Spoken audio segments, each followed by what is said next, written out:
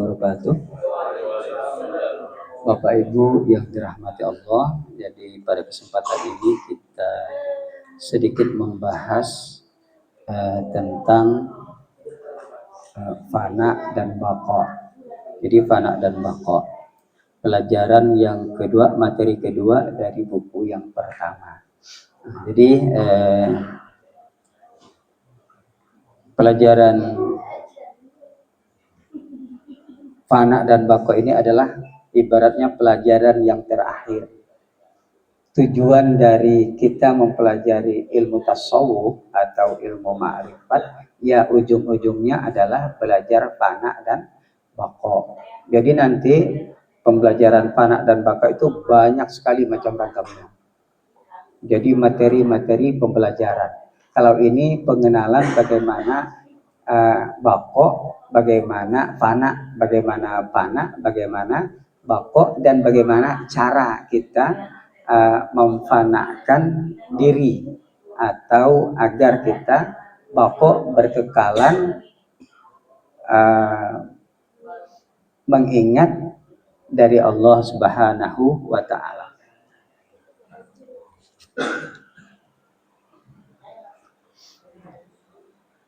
Di sini para ulama ahli tasawuf memberikan definisi daripada fana. Man faniya an jahlihi baqiya fi ilmihi. Jadi barang siapa yang telah fana, barang siapa yang fana dari kebodohan, maka ia akan kekal di dalamnya adalah ilmunya. Jadi apabila orang fana dari kejahilan, maka yang muncul adalah ilmu. Nah, sama juga dengan orang berkata, nah ini kan di dalam gelas ada air. Kemudian di dalamnya ada gula. Apabila gula telah lenyap, telah fana, maka yang baqa, yang tetap kekal adalah air. Yang tetap kekal adalah air. Apabila gula tidak tampak, lebur di dalam air, maka yang tampak itu adalah air. Itulah yang disebut dengan fana. Kalau berkepanjangan, maka dia disebut baqa. Jadi apa arti fana? Nah, fana itu banyak pengertian. Fana itu bisa lebur, bisa lenyap, bisa hilang, dan seterusnya. Kalau bahasa Sambas bisa karam. Seperti kita karam tenggelam di dalam laut, maka yang tampak adalah laut, air laut. Kita udah kosong di situ, berada di mana. Tapi perlu kita ingat, kalau kata-kata hilang, bukan hilang yang seperti hilang yang tiada. Ini jangan sampai salah pemahaman. Wah, kalau kita hilang yang ada hanya Allah, berarti kita di mana? Itu tetap kita ada.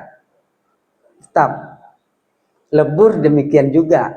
Seperti gula lebur di dalam air. Berarti yang tampak adalah air. Bukan berarti gula tidak ada. Ada nanti molekul-molekulnya ini. Seperti kita berbicara, misalkan pen kita ini, spidol, hilang. Tadi kan di sini, kemudian hilang, lalu di sini. Waduh, penku hilang. berarti lenyap di sini dari pandangan mata, tapi sebenarnya ada di sini.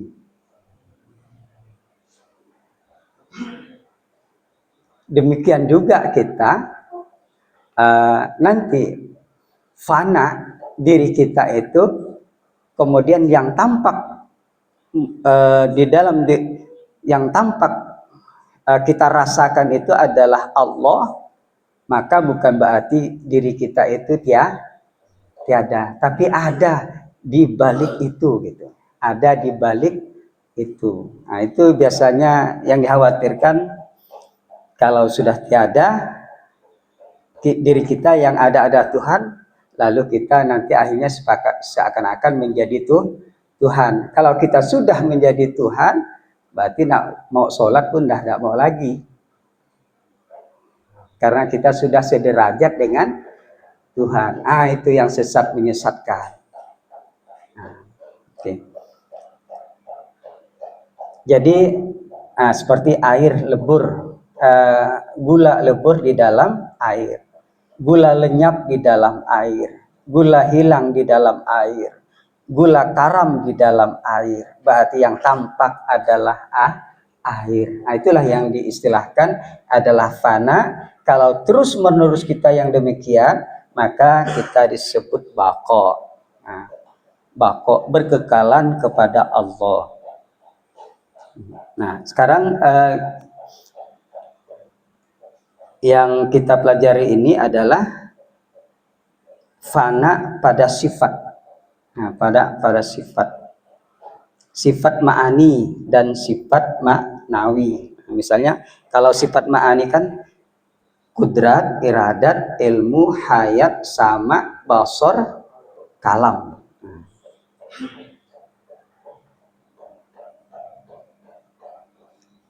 Kudrat, iradat,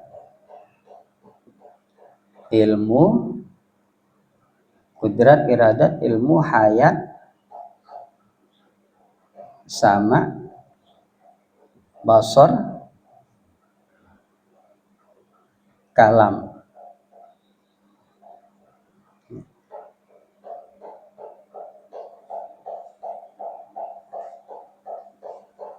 Qadirun, muridun, ilmun,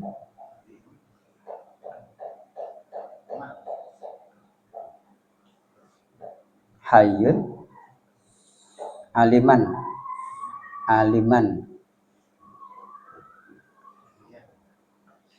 hayyun, sami'un, basirun, mutakal, limun.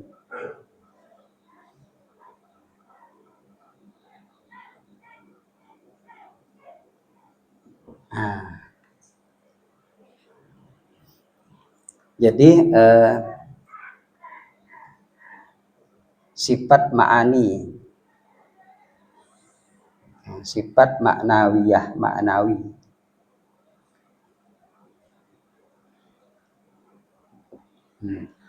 Jadi sifat ma'ani ini adalah sifat Allah yang diberikan kepada makhluknya, ya terutama adalah manusia. Nah, jadi diberikan oleh Allah kepada makhluknya, ya terutama kepada manusia, binatang sampai seterusnya sama, tidak ada perbedaan. Nah, kemudian untuk apa Allah memberikan sifatnya kepada kita, memberikan sifat kepada kita? Agar Allah ingin dikenal, diketahui, dihayati, dipahami bahwa Allah itu punya sifat. Coba kalau kita bayangkan, coba misalnya Allah mengatakan, wahai makhlukku, wahai manusia, aku punya sifat melihat, aku bersifat basirun atau basiron, aku bersifat basir. Tapi makhluk Allah, terutama misalnya manusia, tidak Allah beri sifat melihat. Berarti semua buta kita, binatang buta. Kira-kira bagaimana kalau Allah mengatakan dirinya melihat, tapi kita tidak tahu tentang melihat itu? Maka kita pasti tidak paham bagaimana ya cara melihat. Jadi dengan maksud Allah memberikan kepada kita, efeknya itu agar makhluk Allah itu kenal kepada Allah tentang sifat itu. Bahwa aku adalah mendengar, sedangkan kita diberi pendengaran oleh Allah. Oh, ternyata beginilah Allah mendengar. Walaupun laisa kamislihi syai'un. Aku melihat, kata Allah, kita melihat, kita bisa membayangkan bahwa Allah melihat. Walaupun penglihatan kita dengan Allah itu sangat jauh berbeda. Aku berkuasa, kata Allah. Oh, kita diberikan juga kekuasaan oleh Allah, walaupun hanya tingkat RT. Oh, berarti aku berkuasa. Allah pun melebihi dari kekuasaanku, dan kekuasaanku berasal dari kekuasaan Allah Subhanahu wa ta'ala. Maka bisa kita bayangkan, Pak. Jadi sebelum Allah mengatakan bahwa dia, ya maka Allah telah memberikan kepada kita semua. Nah, kemudian sifat ma'ani ini adalah sifat yang ada pada diri kita yang diberikan oleh Allah. Maka sifat yang ada pada kita ini disebut dengan sifat ma'ani. Sedangkan sifat yang ada pada diri Allah, sifat yang ada pada diri Allah ini disebut dengan sifat maknawi atau maknawiyah. Nah, jadi sifat kita dengan sifat Allah itu tidak sama, Pak. Inilah yang disebut dengan Allah mentajalikan, menyatakan sifatnya kepada makhluk agar makhluk bisa membayangkan. Nah, agar makhluk bisa membayangkan, mengetahui, memahami tentang Allah itu punya sifat. Jadi sifat kita ini adalah kenyataan dari adanya sifat Allah. Nyata sifat Allah karena kita diberi oleh Allah sifat nyata. Nah, seperti kita misalnya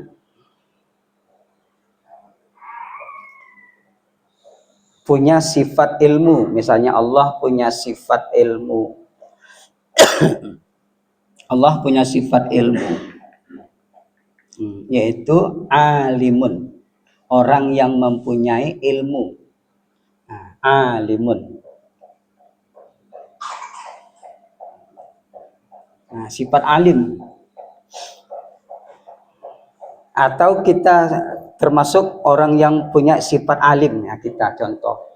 Kita mempunyai sifat alim, yaitu banyak ilmu yang di dalam otak kita, dalam hati kita. Lalu kita ingin memperlihatkan ilmu kita. Soalnya ilmu kita tidak bisa dilihat, kan? Setelah dikeluarkan baru bisa dilihat. Lalu kita misalnya sebagai orang ahli fikih, lalu kita mengarang kitab fikih, bab toharoh, bab sholat dan sebagainya kita kan. Lalu jadilah dia buku atau kitab fikih. Nah, ini si A. Ini adalah ilmu si A, kumpulan sebagian dari ilmu si A. Nah, lalu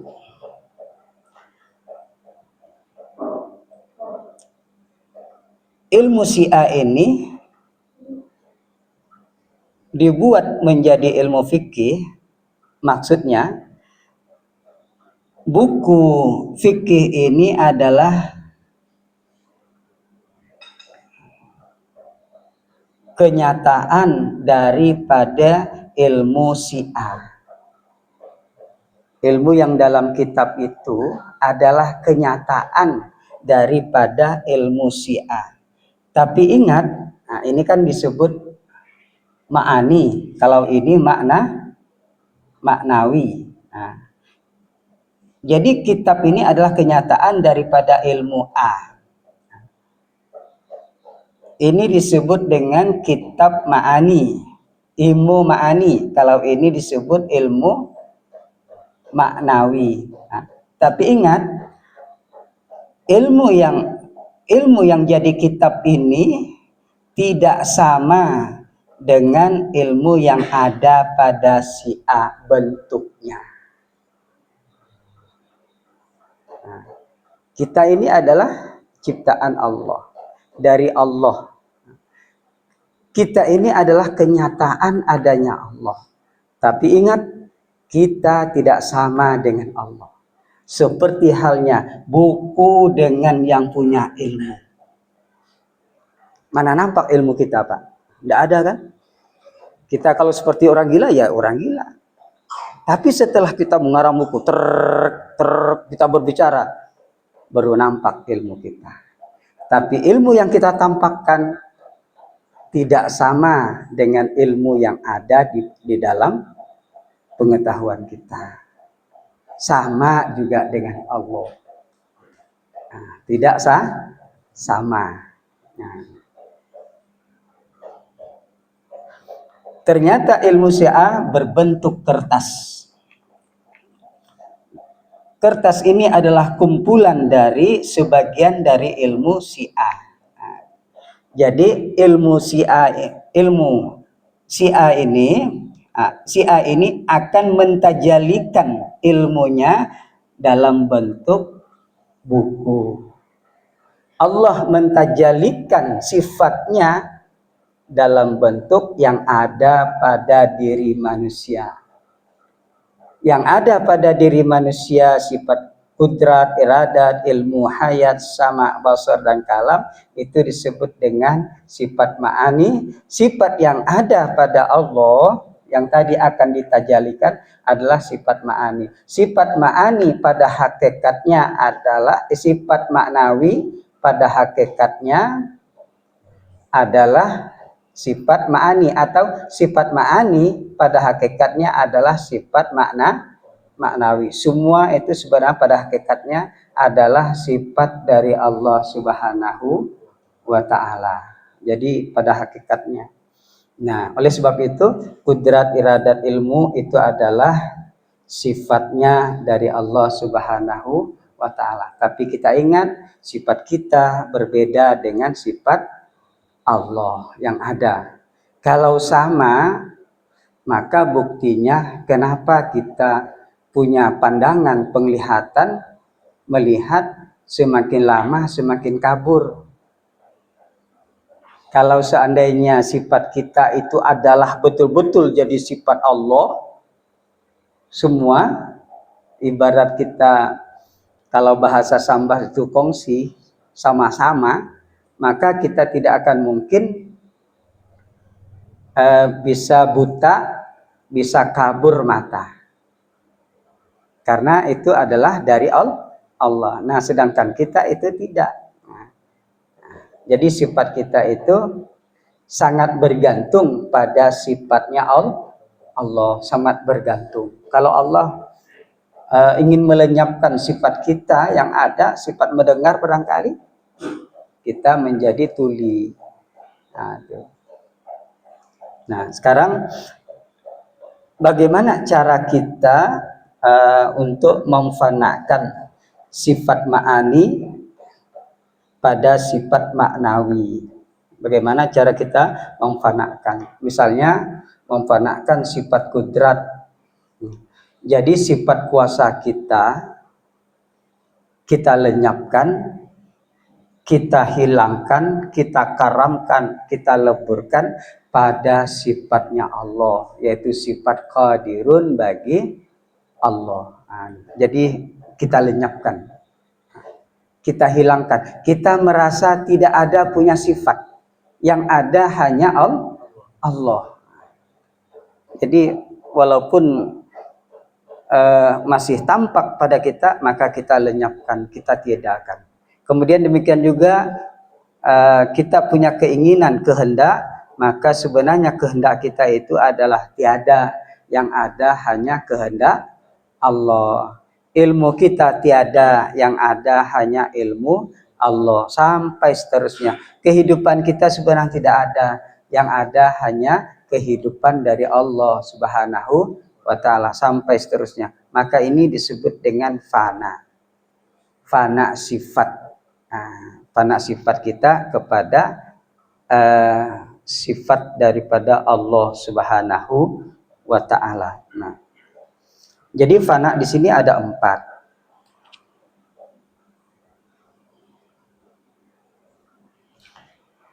Pertama adalah fana zat.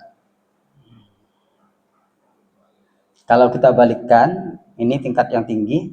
Pertama adalah sifat fana af'al. Fana af'al. Bagaimana cara kita memfanakan af'al kita pada af'alnya Allah, asma kita pada asma'nya Allah, sifat kita pada sifatnya Allah, zat kita pada zatnya Allah. Jadi cara memfanakan sifat af'al berarti perbuatan kita sudah lenyap, yang ada hanya perbuatan Allah. Nah, misal perbuatan itu kan gerak hati dan gerak tubuh. Kita bergerak, hati kita bergerak menginginkan sesuatu, berarti itu adalah suatu perbuatan. Demikian juga gerakan tubuh kita bergerak, berarti itu adalah suatu perbuatan, amal. Misalnya pada saat kita mau mengambil pulpen ataupun kita ambil, ketika kita merasakan pada saat kita mengambil pen itu adalah karunia dari Allah. Sebenarnya kita tidak mampu, tapi dengan karunia Allah kita sehingga dapat mengambil pen atau spidol, berarti kita telah fana dalam perbuatan. Perbuatan kita fana pada perbuatan Allah. Nah, jadi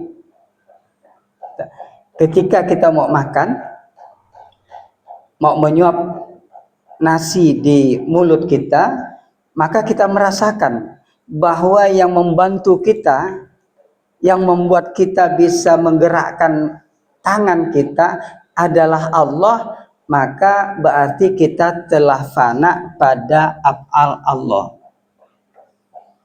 Nah, itu fana. Ketika kita berjalan, kita merasa dijalankan oleh Allah, maka itu termasuk fana dalam af'al, fana dalam perbuatan. Sebenarnya untuk fana itu tidak perlu dengan zikir. Tidak perlu hanya tok dengan zikir. Tapi dengan keseharian itu kita sudah fana. Apalagi dilatih dengan zikir, itu mantap. Nah, ketika kita berzikir, fana dalam berzikir, bukan berarti kita melihat sesuatu. Melihat misalnya orang yang berjubah, nah itu bukan fana namanya. Fana kepada Allah, kita merasa tiada dalam berzikir. La ilaha illallah, la ilaha illallah. Bukan melihat surga, bukan melihat neraka, itu bukan fana. Itu fana selain dari Allah namanya. Tapi ketika kita berzikir, la ilaha illallah, kita merasa tak mampu. Kita merasa tidak bisa berzikir kalau tidak Allah yang membuat kita bisa berzikir. Itulah disebut dengan fana, bukan melihat sesuatu. Coba kita lihat. Ini. Gula lebur di dalam air. Yang tampak adalah air, bukan selain dari air. Kita menyebut Allah, Allah, Allah, Allah, Allah. Siapa yang kita sebut? Allah. Lalu yang tampak bukan Allah, itu bukan pana. Bukan pana kepada Allah, tapi pana kepada yang lain. Itu namanya penyimpangan. Siapa yang menyimpangkan kita? Setan. Kita menyebut la ilaha illallah, la ilaha illallah, maka kita merasa ketidakmampuan kita mengucapkan Allah, la ilaha illallah, lalu tiba-tiba kita bisa mampu. Bahwa Allah lah semua ini yang membuat aku bisa mampu. Itulah yang disebut dengan fana. Bukan melihat sesuatu. Itu bonus. Tapi bahaya itu bonus itu. Bisa mengelabui kita. Kita mau fana lalu melihat orang lain. Mau lihat ini, mau lihat itu. Nah, itu rusak ma'rifat itu. Yang kita sebut itulah. Kita tenggelam di dalam yang kita sebut itu. Yang kita sebut adalah Allah, tenggelam di dalam Allah. Nah, ya. Bukan timbul yang lain. Nah, jadi itu disebut dengan fana. Nah, jadi di sini sama dengan ini, apabila fana dari kejahilan, maka yang tampak, yang utuh itu adalah ilmu.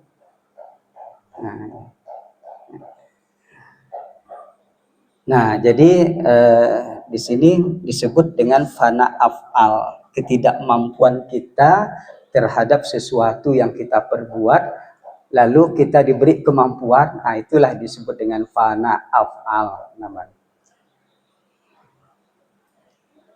Misalnya waktu kami melangkah ini kan, kami menyadari bahwa langkahan kami ini adalah atas kudrat dan iradatnya Allah, maka itu fana namanya. Jadi fana itu sebenarnya gampang. Gampang-gampang sulit. Nah, di sinilah letak para walinya Allah. Dia selalu tenggelam di dalam ini perbuatan, dalam asma, dalam sifat, dalam zat. Nah, jadi di sini yang mestinya kita perhatikan. Kemudian yang kedua, ini asma. Asma itu adalah nama. Jadi kalau kita menyadari bahwa nama itu pada hakikatnya adalah nama yang diberikan oleh Allah, apapun bentuknya, maka kita sudah fana dalam asma. Fana dalam asma'nya Allah. Soalnya kalau kita misalnya dari kita sendiri datangnya asma itu, maka kita menunjukkan tidak fana. Tidak fana. Semua datang dari Allah. Contohnya lah, kalau kita misalnya disuruh orang untuk kasih nama. Pak Guru, ini saya punya anak baru melahirkan 3 hari yang lalu, tapi saya belum kasih nama. Coba tolong dikasih nama anakku, hai guru. Kalau kita punya kemampuan, barangkali tanpa pertolongan Allah, barangkali kita menganggap, maka kita langsung spontan bisa memberi nama. Oh, si A. Tapi kadang-kadang kita kesulitan. Belum ya? Pikir-pikir dulu, mau nama yang si A, si B, dan sebagainya. Kita bingung.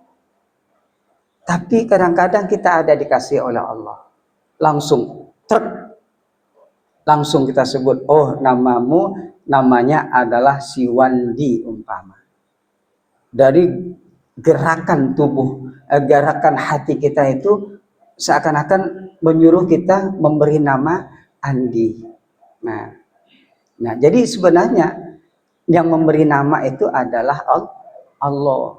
cuma lewat diberikan kepada kita yang sesuai dengan yang dikehendaki Allah. Nah, jadi kalau kita sudah merasakan bahwa nama apapun yang terjadi di alam semesta ini, nama apapun yang ada di alam semesta ini, maka itu kita menganggap bahwa semua itu datangnya dari Allah, maka kita termasuk orang yang sudah fana. Nah, sudah fana. Kemudian sifat. Nah, kalau kita sudah merasa sifat kita itu adalah sifatnya Allah, berasal dari Allah, dikasih oleh Allah, dipinjamkan oleh Allah, maka kita termasuk fana. Jadi mudah, simple sebenarnya pelajaran fana, simple.